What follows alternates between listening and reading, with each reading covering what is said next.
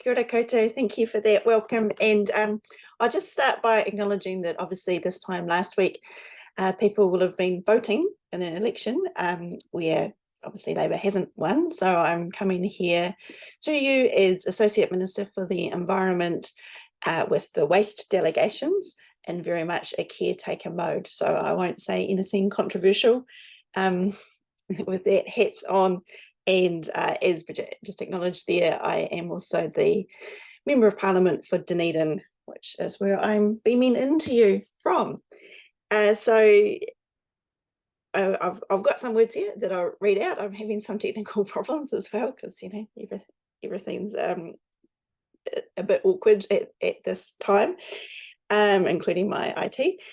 And I just wanted to start though by saying how fabulous you all are and what great it is work that you're doing and that you care so much of this. I said to Bridget before that I'm the least practical person in the world when it comes to repairing anything. And of course, when I think about repair, I go immediately to clothing and think of all the terrible darning that I can't do. I can't even sew a button on a shirt, but I do go and be part of the economy by paying for somebody else to do that for me. And the ladies in the repair shop, I can see that they are just bemused by how terrible I am at not being able to sew on a button. But thank goodness that there's other people who can do this and that we can actually reuse those clothes rather than going to landfill, which of course we have a huge amount of textiles, not just fashion, but uniforms and curtains and all these other things. But I know that you are all, you know, you do far more than just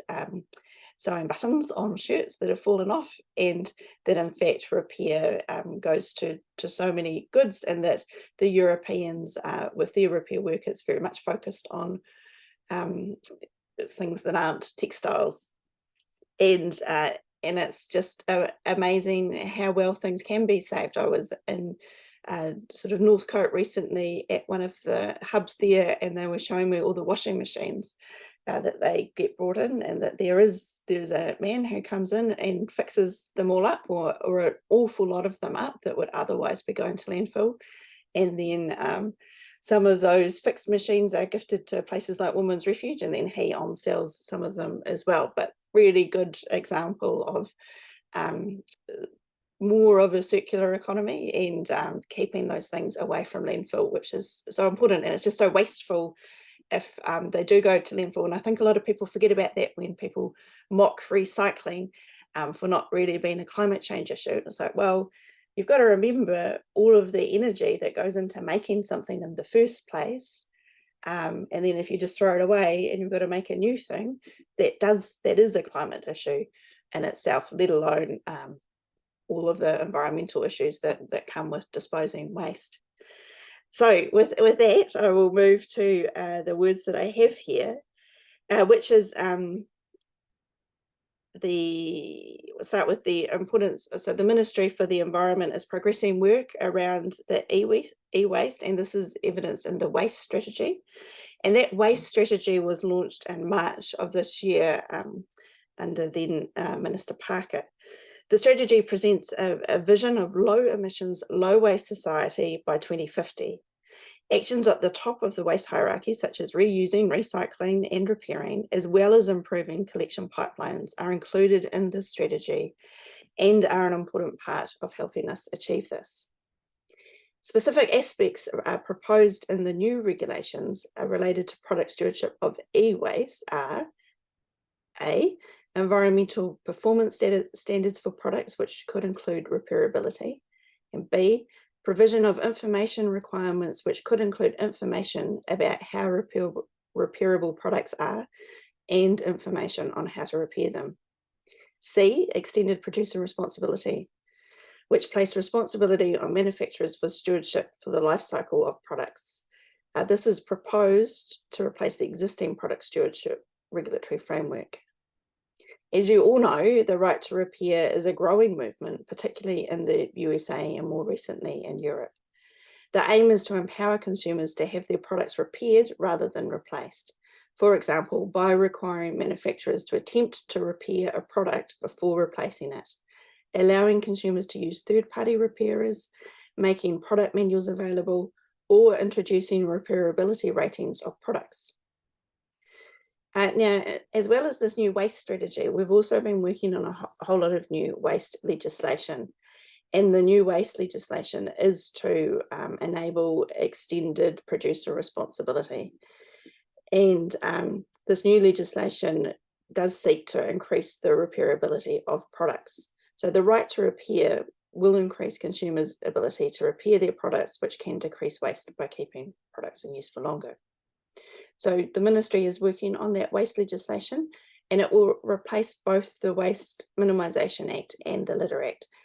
And I know I'm saying this to you when the government's changing, but all of the policy decisions on this new legislation has been made, and so I'm very hopeful that the next government will pick it up. But because all that work has been done, it's with the Parliamentary Council Office at the moment. So there's no bill yet that is being worked on. But before you can introduce a bill, you have to make all these policy decisions that go through Cabinet. So in a lot of detail, and that work has all happened. So now it's for the next government to hopefully receive the bill from the Parliamentary Council Office and see what they want to do with that, if they're happy with the policy decisions that were made or not. So as I was saying, that legislation and the policy decisions are to really update the Waste Minimisation Act. That act came from a members' bill originally, and then it got picked up by government, and it's dated. There's a lot of things that have moved on since that bill was made, so that was the reason for wanting to really strengthen it to be able to work for a circular economy rather than just being focused on waste minimisation, and to have these much stronger tools so that these extended producer organisations can work and operate with many more tools that are available in the Waste Minimisation Act. And of course, the Litter Act is a very old piece of legislation, so having all your waste type pieces of legislation in one bill seemed like a good idea. So that new legislation, there will be new regulation making tools to encourage behaviour that is higher up the waste hierarchy, such as repair. Relevant provisions include environmental performance standards for products, which could include repairability requirements, provision of information such as how repairable products are, and extended producer responsibility schemes, which could help incentivise the production and purchase of repairable products.